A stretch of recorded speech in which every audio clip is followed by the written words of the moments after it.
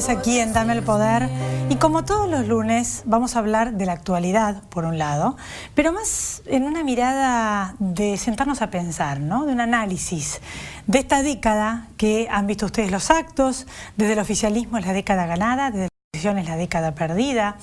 Y en mi humilde opinión, discutible por cierto, más allá de los hechos, de lo bueno y de lo malo, lo cierto es que en la vida se gana y se pierde, y el sentido común indica, más allá de los extremos del péndulo, que venimos del que se vayan todos, al que muchas veces escuchamos que se perpetúen todos, el punto de equilibrio diría que en la vida se gana y se pierde, así que debe haber cosas que se ganaron y otras que se perdieron, y así como todos los días uno hace la ecuación costo-beneficio. En todo caso, quizás sería lo que uno pudiera cuestionar, y eso sin duda, en otras oportunidades. Así que de ese tema, de cuál fue la ecuación costo-beneficio, por ahí el costo fue muy alto para determinados beneficios, en otros casos no, en qué se ganó, en qué se perdió, con eso vamos a hablar con quien va a hacer una mirada de la historia, con quien va a escribir la historia, uno de los historiadores más prestigiosos que hay en este momento en Argentina, a mi criterio, el doctor Luis Alberto Romero, que a su vez fue profesor de historia. Y el otro bloque, programa de servicios, cómo puede usted ayudar, cómo puede colaborar, preste atención, porque esa es la idea también, además del espíritu crítico y el análisis de la realidad del periodismo, brindar un servicio a la comunidad. Mucha gente quiere ayudar y no sabe cómo. Hay una encuesta hecha al respecto por Eduardo D'Alessio, prestigioso consultor también presente siempre en nuestro programa hace años, y el Rotary Club, cuyo presidente Oscar Rey está aquí en estudios, es quien nos va a contar el cómo, porque hay una de las formas a través de esta entidad en la que usted puede colaborar. Después de la pausa, el análisis de la actualidad de estos dos temas y el servicio que usted puede prestar a tanta gente, que eso sin duda, y esa es una de las deudas que quedan pendientes de esta década, y no me cabe duda, que es cuánta gente que queda todavía sumida en la pobreza. Ya volvemos, no se vayan.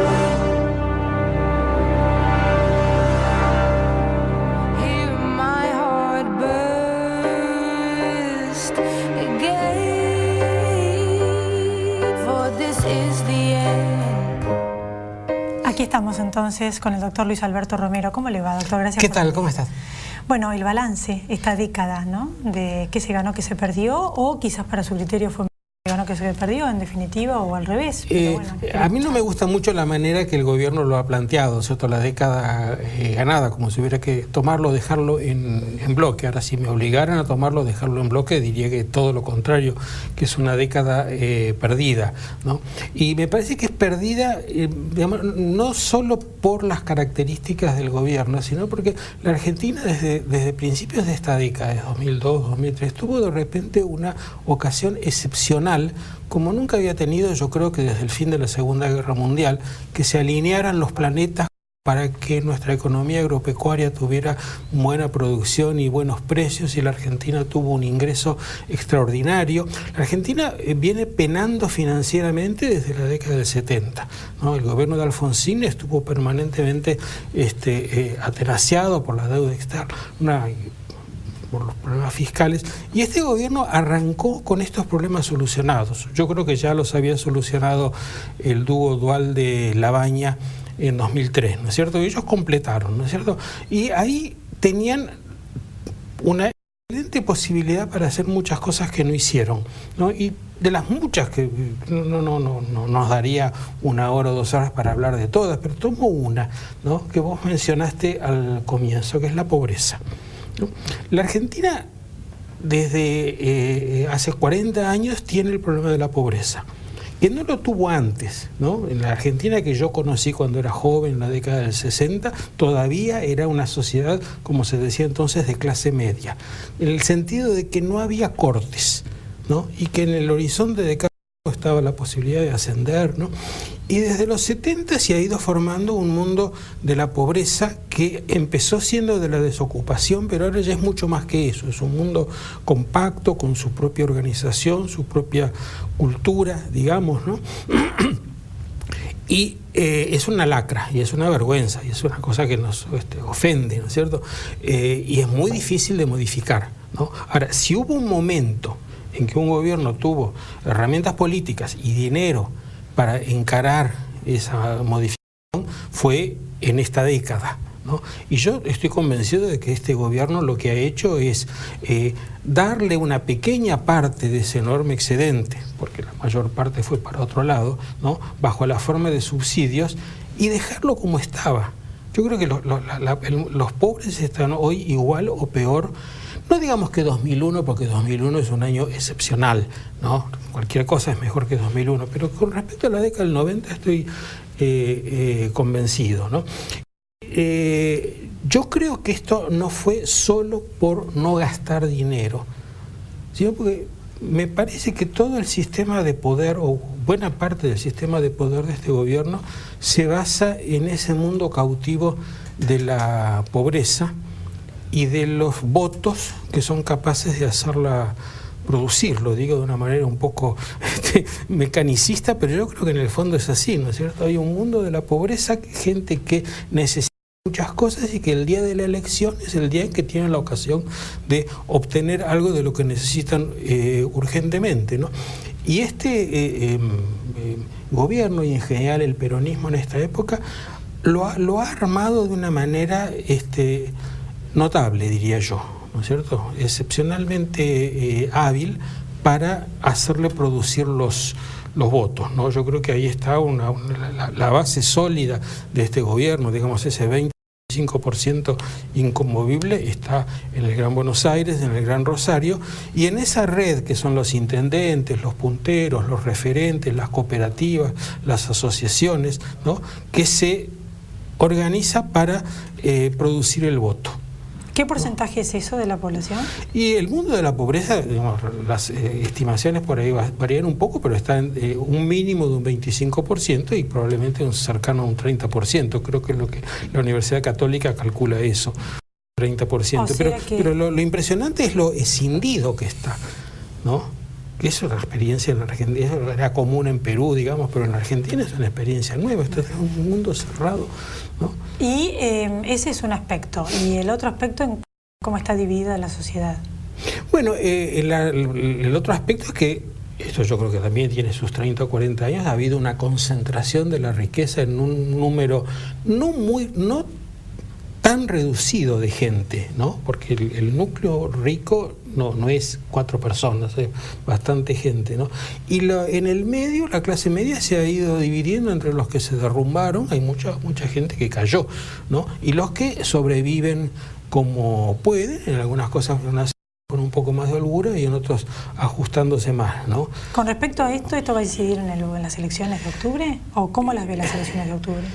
Yo creo que en el mundo pobre el gobierno todavía tiene los controles, aunque ahí la división interna es la que puede cambiar las cosas, ¿no es cierto? Porque, ¿y el 70%? ¿No? Y en el otro, bueno, yo diría que hay una mitad de gente que es claramente adversaria del gobierno, como se ha visto en las manifestaciones, etcétera, y en el medio hay un grupo de gente que oscila, ¿no? Las épocas de bonanza y de alto consumo, qué sé yo, le parece que este es un gobierno razonablemente bueno, y en estas épocas le parece que ya no da más, ¿no es cierto? En el gobierno van a tratar de captar un voto de ese porcentaje, de ese voto, mejor dicho. Eso es lo que se dice, digamos, que están, digamos, algo así como ahorrando para hacer el gran gasto, ¿no? Como hicieron en 2011, ¿no? Indudablemente con menos recursos y recurriendo mucho más a la emisión. ¿Y en cuanto a la transparencia de las elecciones? Las elecciones no son absolutamente transparentes en ningún lado, ¿no es cierto? Es decir, una cosa es el fraude liso y llano, ¿no es cierto? ¿No? Y ahí, bueno, hay mucha gente que está llamando a ser fiscal, porque la clave está en que haya fiscales, ¿no? Que haya una persona que mire y ya cambia completamente, ¿no? Pero luego no hay los suficientes fiscales solo del partido gobernante. Claro, ¿no? Porque es caro esto, ¿no? Es caro. Ahora hay una campaña para eso. Exactamente, ¿no? Por eso digo que ahí es bastante importante que esa campaña se desarrolle, ¿no? Una reforma política es pendiente también, ¿no? Bueno, eso es una de las cosas que de 2001 y 2002, de los muchos buenos proyectos que tuvo la Argentina durante esos años, en los que se pensó mucho, ¿eh? En el 2002, que fue el año de la crisis, sí, hubo mucha reflexión, y quedó claro que el sistema de representación estaba haciendo agua, ¿no? Pero todo eso... De cualquier manera, voto electrónico, usted me dijo en el otro programa que vino el año pasado, que también existía la posibilidad de ser tergiversado, o sea que no sería lo ideal. No. ¿Qué sería lo ideal? En fin, ya con la lista, con la boleta única ya cambiaría completamente. Una boleta única. Claro, porque ese es el sistema que existe en muchos lados, con una boleta donde están todos los candidatos y uno hace una cruz, ¿no? Entonces, todo el tema, por ejemplo, de que faltan boletas, no existe. Y que Pero este rendición de la contabilidad de los votos no lo haga una empresa privada, estaban diciendo. Bueno, todo eso tiene que ver con la fiscalización, sí, ¿no? La justicia pero déjeme decirle que hay otro aspecto del asunto que es muy propio del Gran Buenos Aires, que es que hay colectividades en las cuales hay un referente, una persona destacada, que es la que maneja el paquete de votos, ¿no? Eso no es estrictamente fraude, ¿no? Es una negociación, ¿no? Pero el voto individual en ese mundo no existe. Claro. Existe el voto colectivo, ¿no? El paquete, dicen ellos, la palabra clave es el paquete, ¿no? Entonces, y como no es difícil controlarlo, ¿no? Se hace un intercambio y se ve si la gente cumplió y fueron los 60 que a votar, fueron a votar, ¿no? Eso no es estrictamente fraude, pero forma parte de todo ese submundo electoral, ¿no? Eso es lo que ve en cuanto a lo perdido de esta década. Sí. ¿Y algo más que quisiera agregar en cuanto a algo ganado? Sí, a mí me cuesta, o algo más perdido. A mí por supuesto porque la ecuación costo-beneficio la década debería incluir algo más que el gobierno, pero yo creo que estamos hablando del gobierno, ¿no es cierto? No, porque de la gestión de gobierno. De la gestión de gobierno, ¿no es cierto? Y ahí a mí me cuesta ser generoso, ¿no? Sí. Porque, sobre todo, porque este gobierno ha tomado muchas iniciativas loables, ¿no? Que se componen... El juicio de la dictadura, a los miembros de... Claro, bueno, sí, eso o las estatizaciones, digamos, ¿quién no añora que el Estado fuerte? Lo que pasa es que como no hay Estado, ¿no? La estatización es una mentira, ¿no? Pero en general han hecho cosas de nombre atractivo, en las cuales hay un artículo que es el único que les interesa porque es el que les permite acumular poder, ¿no? Entonces, han estropeado muchas buenas iniciativas, ¿no? De todos modos, bueno, hay dos cosas que claramente son positivas. Uno fue en el origen la renovación, el método de renovación de la Corte Suprema, otro fue la asignación universal por hijo, ¿no? Que aunque no es completamente universal, ya el uso de la palabra es bueno porque es lo que este Estado argentino perdió, la universalidad, ¿no? Hay muchos regalos particulares o subsidios de un incendio, pero algo que sea al alcance de todos, como fue en los buenos tiempos, la educación, la salud, eso no. Entonces esa asignación universal yo creo que, bueno, el gobierno no la inventó la idea, ¿no? Pero eso es esas cosas que claramente habría que mantener y profundizar. Más cerca de las elecciones lo voy a volver a invitar, porque un tema que me interesa es ir siguiendo de cerca esto digamos, de nosotros tener la garantía de elecciones transparentes y una reforma política interesante. Bueno, eso es problema de ciudadanía, ¿no es cierto? Transparencia si hay ciudadanos mirando. Ser ciudadano. Exactamente. Que es lo más importante y lo que se está empezando a perder en algunos sectores y lo más de la población, escaso que hay por lo que usted me está diciendo. El ser ciudadano. Exactamente. Sujeto de derechos y obligaciones. Exactamente. Por lo que me está diciendo hay un grupo que perdió los derechos. Sí, bien. Pero también las obligaciones, ¿eh? Sí. La idea de obligación también se ha venido muy abajo, ¿no? Bueno, la cultura de trabajo. Exacto, por supuesto. Gracias. Sí. Gracias por haber estado acá, doctor. Bueno. Y después de la pausa vamos a tocar entonces el otro tema de cómo se puede ayudar a la comunidad a través de esta iniciativa interesante de el Rotary Río de la Plata, cuyo presidente está en estudios, y una encuesta que cuenta cuánta gente y de qué manera están interesados en colaborar. Ya volvemos, no se vaya. Aquí estamos entonces en Dame el Poder con el doctor Eduardo D'Alessio y Oscar Rey. ¿Cómo les va? Muy bien. Gracias por venir, Eduardo, que venís siempre. Y bueno, Rotary Club, presidente actual, presidente electo que está por entrar, Internet Río de la Plata. Y hay una encuesta que hiciste, que es tu especialidad también, asesoramiento y consultoría, de cómo que la gente quiere ayudar. Mira, lo que encontramos es algo muy interesante y que la población argentina es solidaria. Muchas de las cosas que han pasado últimamente lo han demostrado. pero hay casi un 60% de ellos que no sabe cómo canalizar su necesidad de ayudar al prójimo. Hay una cantidad de instituciones, la Cruz Roja, la Red Solidaria, etcétera, que hacen campañas, pero no es una pertenencia. El Rotary Club en el mundo justamente es una institución que genera pertenencia, por eso tiene socios, gente que se reúne todas las semanas en distintos clubes en el mundo, en 200 países. Hay 1.200.000 rotarios que se juntan para ver qué obras hacen cada uno para su comunidad. El Rotary Club Río de la Plata es un Rotary Club importante, pero es uno de los 44 que hay en la capital federal solamente. Es uno de los 44 clubes. Y en ese entonces utilizamos de esta necesidad de la población primero para que se acerquen los que quieran pertenecer. No es fácil, digamos, porque hay que pasar toda una serie de requisitos, porque no es cuestión de entrar, quedarse un tiempito e ir, sino son gente que quiere pertenecer por años a estos clubes. Y ayuda a la población. Ayuda a la población, por eso cada club de estos tiene proyectos. Por ejemplo, el Rotary Club Río de la Plata viene trayendo desde hace varios años un proyecto iniciado por nuestro ex socio, digo ex socio porque falleció Luis Beques, que estuvo en este programa en una oportunidad, de vinculación con el Banco de Alimentos. El Banco de Alimentos es una institución importante que da de comer a una cantidad de comedores infantiles. Bueno, nosotros colaboramos en nuestro club con el Banco de Alimentos, por ejemplo. ¿Y esa encuesta qué otros datos te dio? Mira, dio datos muy interesantes en el sentido de que hay como necesidad de dar al prójimo. O sea, y esto es interesante porque es independiente del nivel socioeconómico. O sea, tanto las clases más altas como más medias, como aún la clase baja se sienta en deuda con la comunidad. Bueno, en el 2001 se salvó por la cadena de solidaridad de la comunidad, en la Catombe. Sí, es cierto. Y uno pregunta a los de más alto nivel, muchos de ellos dicen, bueno, yo tuve una universidad gratuita, tengo que devolver algo. Y aún gente que uno dice, bueno, serían los que más tienen que estar beneficiados, aún también sienten que pueden dar a la comunidad. ¿Cómo es esta ayuda que la gente puede brindar y de qué manera a través del Banco de Alimentos?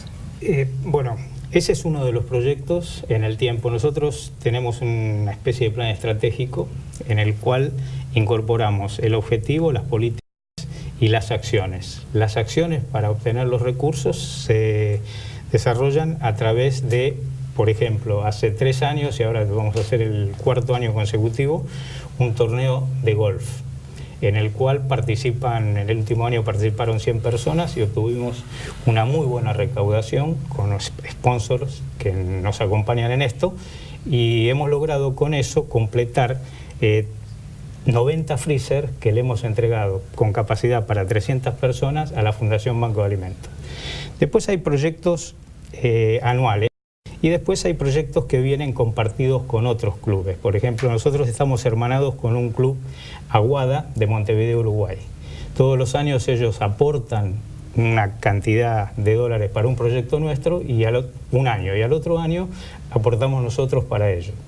También hay aportes de la Fundación Rotaria en quien nos apoyamos para completar cuando hay proyectos, digamos, de cierta envergadura. Como hemos apoyado a una fundación que creó el padre Marx en Misiones, con apoyo de la Fundación Rotaria, clubes de Alemania, nosotros y otros clubes, inclusive de la zona de Misiones, y se ha completado durante varios años entrega para las escuelas de gran cantidad de computadoras. Esto está buenísimo. Y así, para la gente que nos está escuchando, ¿hay alguna manera concreta en la cual se puede acercar a dónde y colaborar?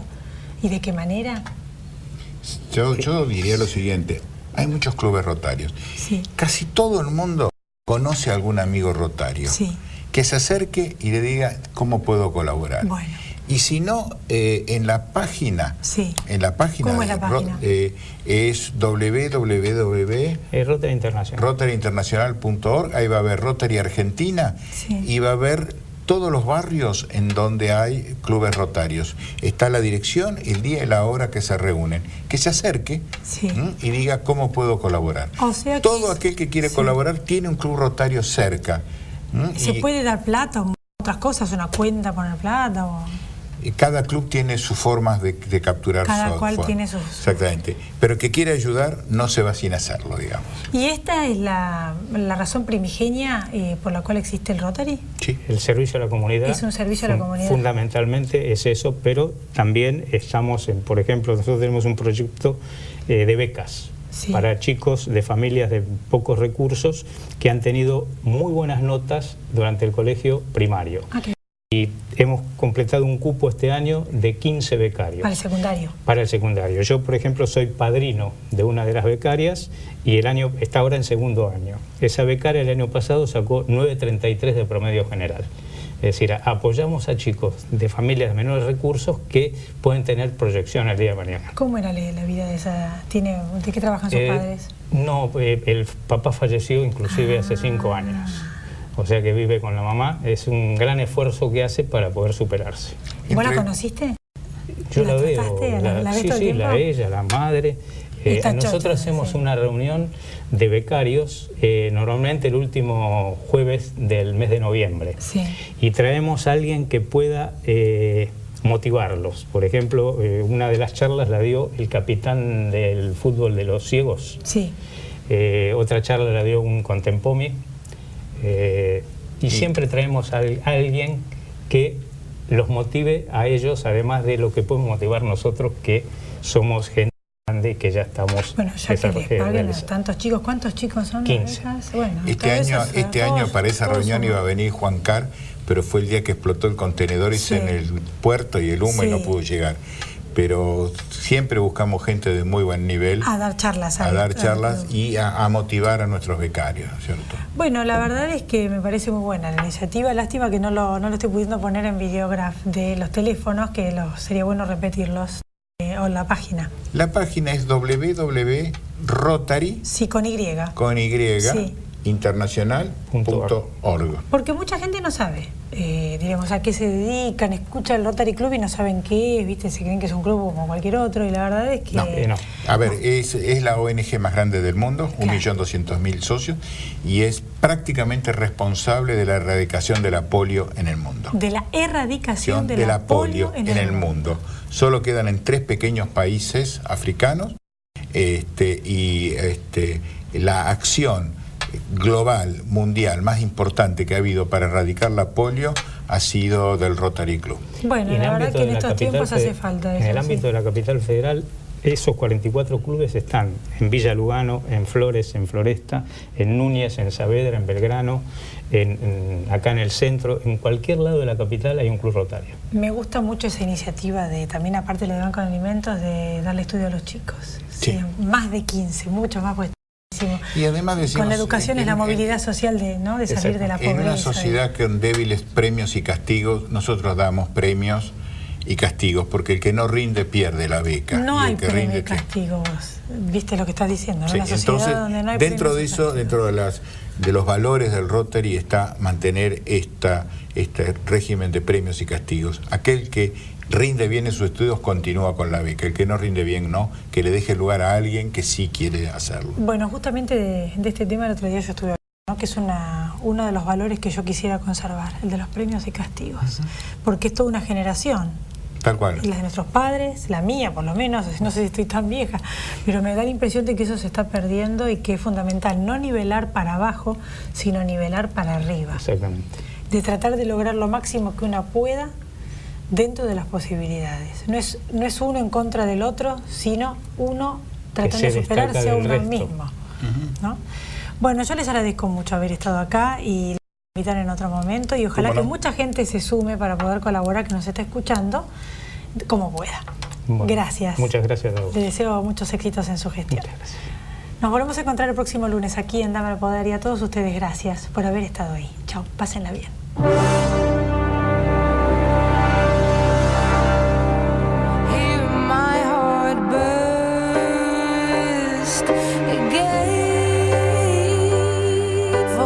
Is the